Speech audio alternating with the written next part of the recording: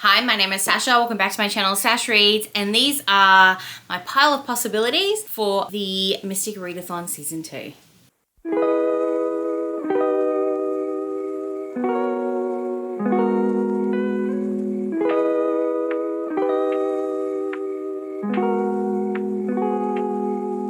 So yes, I am a co-host for this round of Mystic Readathon. I'm very excited. If you haven't yet seen my recommendations for the vampire prompts, I will link that up above and down below for you so you can check it out. But if you are here to know what I might be reading for this month, I am here to tell you I have a lot of books. I cannot really be set to one sort of like TBR, but I have a pile of possibilities that I'm going to be choosing from this month, all in this TBR cart you cannot see. So let's go through the prompts and I'll let you know some of the books that I may be reading. So for the first vampire prompt, you have to read a book with vampires. So I have 4 books here, I think. First one I have is Live For Me by Lauren Jackson. This is a sequel for Die For You. Oh, it's signed, cute, even personalized. I met Lauren Jackson at a romantic affair back in January this year and she was so lovely. So I'm very excited to have my own copy of this. This one is for the Klaus girlies. Okay, if you loved Klaus in the Vampire Diaries in the originals, apparently this is the book for you. The main character is the brother of the male main character in the first book, and he was a bit of a dick. I didn't like him, but I don't think anyone really liked Klaus first off, and if you did, you might need to go check those red flags. So we've got Ken and we've got Cora. Ken is the enforcer, Cora is the fighter, and then we have a third POV who is the prisoner, who we won't find out who they are until later on in the book. So we got the fighter. I'm being hunted while trying to save a town that wants me dead. No one is safe from him. I know what I need to do to secure their safety, but I don't know if I can end him. My tormentor, my nemesis, the one who consumes me. He hurt me in so many ways, so why do I find myself wanting to save him? And then you have the enforcer. It's always been my duty to stop vampire hunters, but since being cursed to die by a coven of witches, I can't focus on my mission. To make matters worse, someone is hunting Cora. No one touches what is mine. I need to keep her safe without letting her know all my secrets. And then you've got the prisoner. They want information from me. I can't remember what they're after.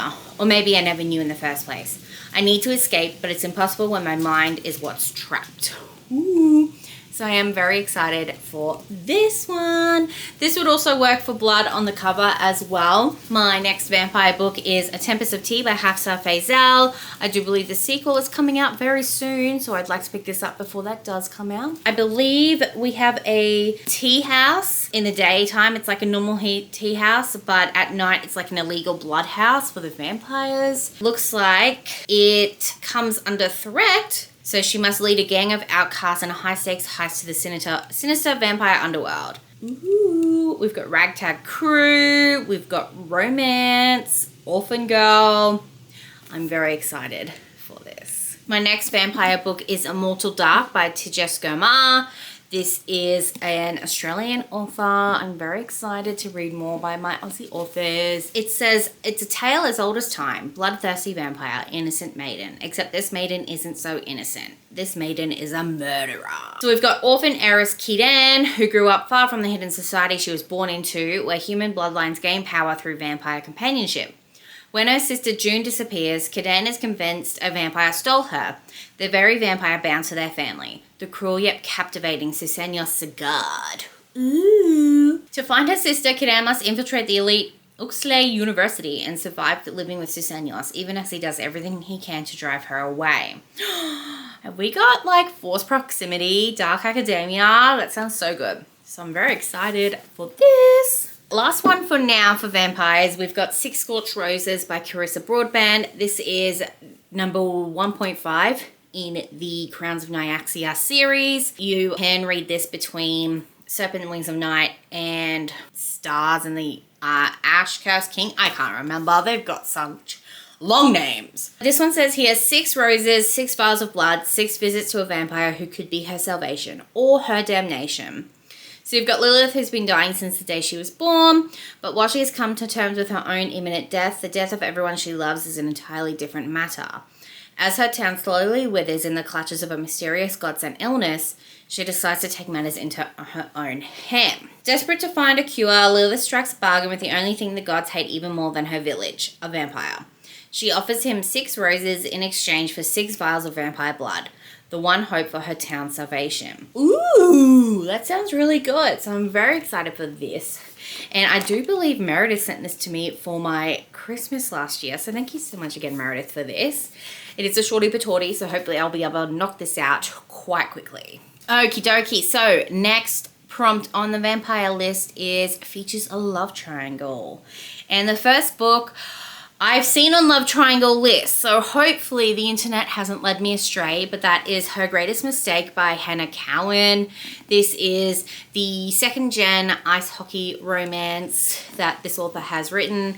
I have read the book about her parents, I believe, which was something, I can't remember what it was called, but I listened to it earlier this year. Oh, that's saucy. Oh, I can't show you I can show you this one, but I don't think this is for a different book.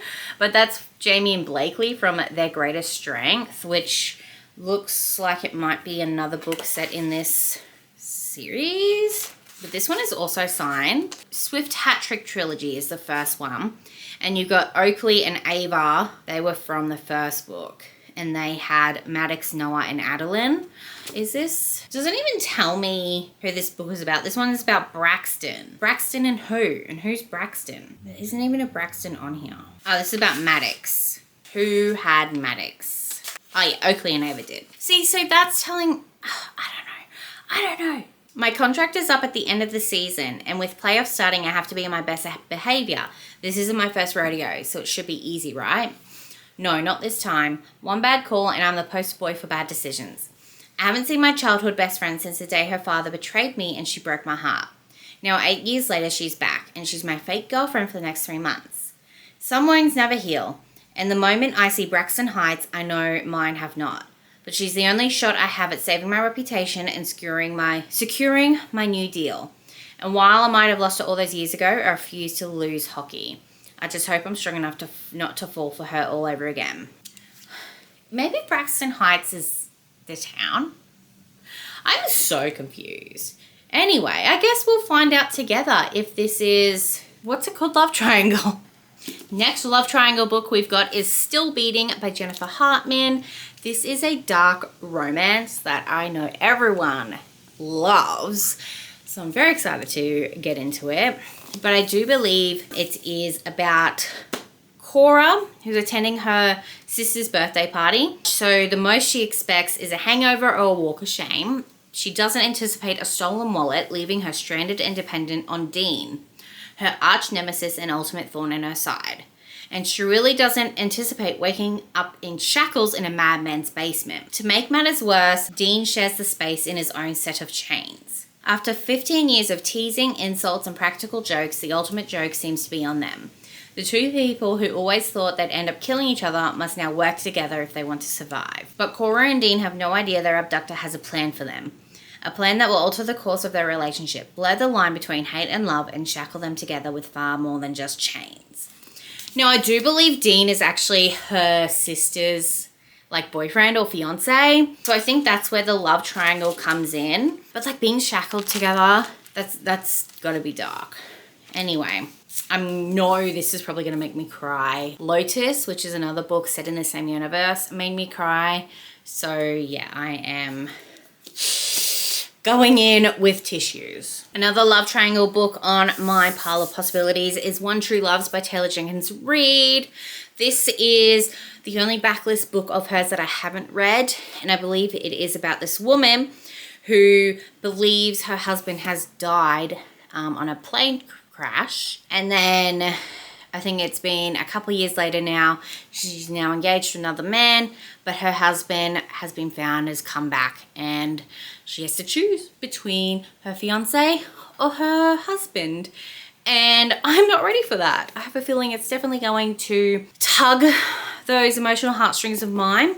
On their first wedding anniversary, Jesse's on a helicopter and it goes missing.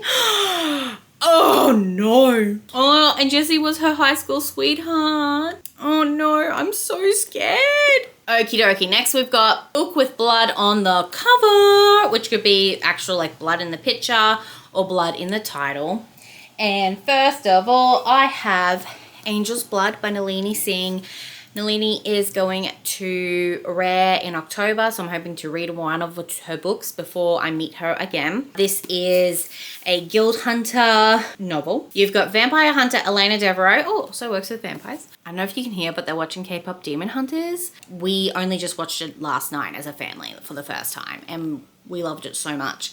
And the boys were asking to watch it again, so they're watching that, and Soda Pop is playing right now. So I really hope you can't hear it, honestly, because then this video would be useless. This footage will be very useless. Anyway, she gets hired by the dangerously beautiful Archangel Raphael. And so I believe it's the romance between Elena and Raphael. So yes, I have heard that this was the inspiration for Crescent City.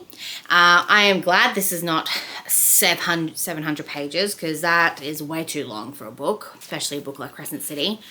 So I'm excited to hopefully get all of the angst and the sexiness without the length. Another book with blood on the cover is Blood at the Root by Ladarian Williams. This is so pretty, and look at those edges. The edges is what made me buy the book, and then like look how floppy this is. I didn't know how floppy it was. This is so beautiful. But I believe this is a book about witches, and you've got a magic school setting. This doesn't really give me much. I wonder if, oh, here we go. 10 years ago, Malik's life changed forever the night his mother mysteriously vanished and he discovered he had uncontrollable powers.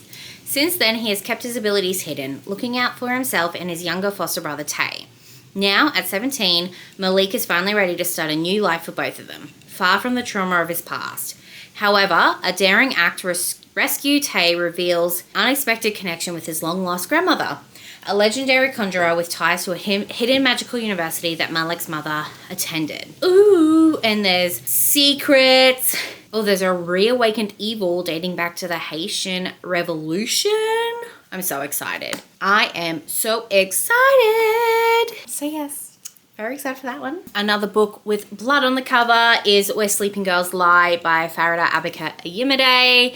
Look at that cover. I think it is so beautiful. I think we have another dark academia. Sadie Hussein is a new girl at the prestigious Alfred Nobel Academy. She has no idea what to expect of her mysterious new boarding school, but she certainly didn't imagine her roommate Elizabeth to go missing on her first night. All for people to think Sadie had something to do about it. Suddenly, everyone is talking about Sadie, including the unholy trinity, the three most popular girls at school, and then a student is found dead. It's clear there's more to Alfred Nobel Academy and its students than Sadie could ever imagine, but secrets lurk around every corner, secrets that rival even her own. Very excited for that. She is a chunky boy, so I probably will maybe get the audio for it. I don't know. It looks like it will read quite easily. I'm excited. And I'm excited to finally be getting through my physical TBR as well. Fourth and final prompt for vampires is a ring on the cover. Now this book could work with either ring on the cover or blood in the title, and that is The Blood Trader by Lynette Noni. This is the third and final book in the Prison Healer trilogy. I finished the second book a couple of months ago, and even though the main character is such an idiot, she's a dipshit, she really is, I'm hoping she gets her smarticles back for this book, because hoo-wee mama, whoa. I am excited to finish off Kiva's story and what's happening with her and the prince and her family. And yeah, that's all I'm gonna say about that. Another book with a ring on the cover is Mother Thing by Ainsley Hogarth. That is a ring right there. I was like, where's the ring? I can't see it. It's right there. So this was actually a gift to me from Ali over at All I Do Is Read. So thank you so much for that, Ali. This is about Ralph and Abby Lamb when they move in with Ralph's mother, Laura. Abby hopes it's just what she and her mother-in-law need to finally connect. After a traumatic childhood, Abby is desperate for a mother figure, especially now that she and Ralph are trying to become parents themselves. Abby just has so much love to give to Ralph, to Laura, and to Mrs. Bondi, her favourite resident at the long-term care home where she works. But Laura isn't interested in bonding with her daughter-in-law. She's venomous and cruel, especially to Abby, and life with her is hellish. Even after Laura suddenly takes her own life, she still won't leave the couple alone. Her ghost begins to haunt Abby and Ralph, but in very different ways. Ralph is plunged into depression, and Abby is terrorized by a force intent on destroying everything she loves. To make matters worse, Mrs. Bondi's daughter is threatening to move her from the care home, leaving Abby totally alone. With everything on the line, Abby comes up with a chilling plan that will allow her to keep Mrs. Bondi, rescue Ralph from his tortured mind, and break Laura's hold on the family for good. All it requires is a little ingenuity, a lot of determination, and a unique recipe for chicken a la king. ... I really enjoyed. It has probably nothing to do with Margot has money troubles. I read that recently. I'm hoping this kind of writes the same. I know there's like no interconnected. I just thought Margot has money troubles was like literary fiction, and I think this is literary fiction, but they might not be. They might just be fiction. Oh my goodness, I completely forgot about this book for Love Triangle, but it's These Twisted Bonds by Lexi Ryan. This is the sequel to These Hollow Vows. I read that ages ago, so I'm very excited to get into this one. This has Fae. I believe the love triangle is between the Seelie Fae and the Unseelie Fae. I think like the princes of both of them, with our main character who is human, whose name is Brie, which just makes me think of cheese. But I read, These Hollow Vows a long time ago, so hopefully I can jump straight into this one without needing to reread These Hollow Vows, because I'm pretty sure I put this on my 25 books to read in 2025, because that's like a whole that's all about sequels, and I think I've only read like 10. So I need to get a leg up on that. Okie dokie. So those were all the books for the main vampire prompt. Now I'm going to talk about some books that might work for just like the community prompts. We've got one which is set in the 1920s, and I've got Our Violent Ends by Chloe Gong. This is also on that 25 sequels to read in 2025. This is a sequel to These Violent Delights. The year is 1927, and Shanghai teeters on the edge of revolution. A Romeo and Juliet retelling. I can't remember what happened in the first one, but I'm sure we will find out. I believe there were people dying. Oh my gosh. The neighbor probably just saw me talking to myself. He's run away now. He looks like a kid. Anyway, let's hope I remember what happened in the first one so I don't get confused with this one. So for Faction Leader Fave, I'm probably going to read Phantasma by Kaylee Smith. I believe this is on Brooklyn's list. This is like taken the whole like world by storm, this duology. But this is about Ophelia's sister. Nope, this is about Ophelia when her sister disappears and she has to enter Phantasma. It's a deadly contest inside a haunted mansion to claim its prize, a single wish. So we've got like a competition. We've got charming, arrogant, and infuriatingly attractive Blackwell, who claims he can guide her through the lethal trials ahead. Ophelia knows she shouldn't trust Blackwell. Worse still, she feels a dark and irresistible attraction drawing them closer and closer. Very exciting! So hopefully I get to at least one of these Faction Leader faves. Now the Faction Leader fave we have is A Flicker in the Dark by Stacey Willingham. I actually believe this is our creator's fave. Let me just double check. Yes, it is. This is the wonderful Mighty Nell's favorite on her list. This is a thriller. Didn't think I'd be reading a thriller this month. But this is about Chloe Davis. Her father was a serial killer. He was convicted and jailed when she was 12, but the bodies of the girls were never found. The case became notorious and Chloe's family was destroyed. Now Chloe has rebuilt her life. She's a respected psychologist in Baton Rouge and has a loving fiance.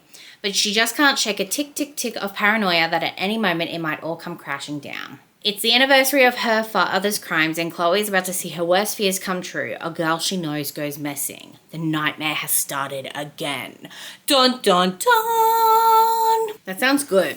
I don't think I really read anything like that before, so hopefully I like it. And then last but not least on this physical pile of possibilities TBR, we have This Poison Heart by Kaylin Bayron. This is also on the Faction Leader faves.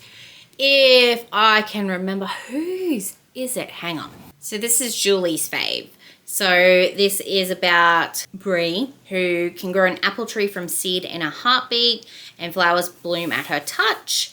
And it looks like she inherits a house and its garden, and there is a hidden garden. So there's a hidden garden overgrown with the most deadly poisonous plants on earth. A dark legacy waits for her. And Brie's long departed ancestors won't let her rest until she finds it. So it looks like, yeah, big mansion, scary garden, mystery possibly. I have loved Caitlin Barron's works in the past, so I'm very excited to pick this up. Okay, so that was it for my physical pile of possibilities for September. Let me know down below, have you read any of these books? Which one do you think I should pick up first? Are you participating in the Mystic Readathon? What are you reading? I would love to know. Don't forget you can check out the Discord, Nell's announcement video. My co-host has also done a vampire prompt choices video if you need help as well. So I'll link all those down below for you. If you got to the end of this video and you have nothing else to say, pop a do. We did vampire last time, didn't we? What should we put this? Put a ring emoji. Put a ring emoji in the comments below just to say hey. If you want to be my friend, you can add me on Goodreads, Instagram, Storygraph, and TikTok. It's all just at Sash Reads, except for TikTok, it's got 2 S's on the end. And if you like this video, don't forget to give it a thumbs up and subscribe if you want to see more videos by me. I hope you have a wonderful, wonderful rest of your day. I'll see you next time. Bye.